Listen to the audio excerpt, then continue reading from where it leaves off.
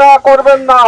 নারী, শিশু, বৃদ্ধ সহ 6 জন লোককে আজকে ভোরবেলা অর্থাৎ ফজরের সময় গেট খুলে আমাদের দিকে দিচ্ছিল। আমাদের টহল ফাঁটি এখানেই ছিল। আমরা এটা কোনোভাবেই এইভাবে অবৈধ অনুপ্রবেশ গ্রহণ করব না।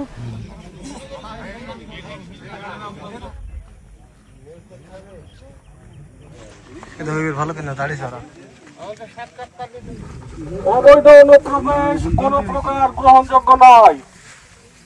সাবধান, সাবধান, সাবধান।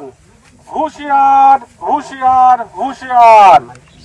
সীমান্ত প্রবেশ কোনো প্রকার গ্রহণযোগ্য নয়। অবৈধ অনুপ্রবেশের চেষ্টা করবেন না।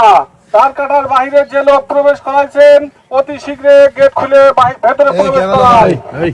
আজকে 5-7 দিন পর্যন্ত ভারতের বিএসএফ বিভিন্ন সীমান্ত দিয়ে অবৈধ খুঁজনের চেষ্টা অব্যাহত রেখেছে। এরই ধারাবাহিকতায় আমাদের কুষ্টিয়া ব্যাটালিয়ন 47 বিজিবির যে এওয়ার আছে, পুরো সীমান্ত এলাকায় আমরা গোয়েন্দা নজরদারি এবং জনবল বৃদ্ধি করে, টহল বৃদ্ধি করে অত্যন্ত সতর্কতার সাথে আমরা দায়িত্ব পালন করতেছিলাম।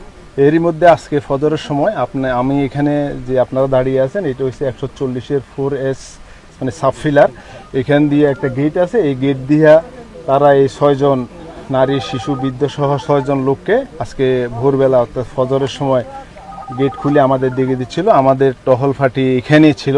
তো এই টহল ফাঁটি তাদেরকে ওই দিক থেকে আসতে দেখে ওখানে হোল্ড করা এবং কি এইদিকে না আসার জন্য মাইকে অ্যানাউন্স করলে তারা ওই দেখতে পাচ্ছেন আপনারা প্রায় 50 গজ ভারতের অভ্যন্তরে ওখানে তারা এখন অবস্থান করছে। আমরা কোম্পানি কমান্ডার লেভেলে প্লাগ মিটিংয়ের জন্য চিঠি প্রেরণ করা হয়েছে।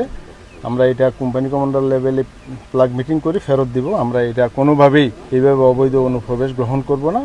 এইভাবে আমরা শক্ত অবস্থানে আছি।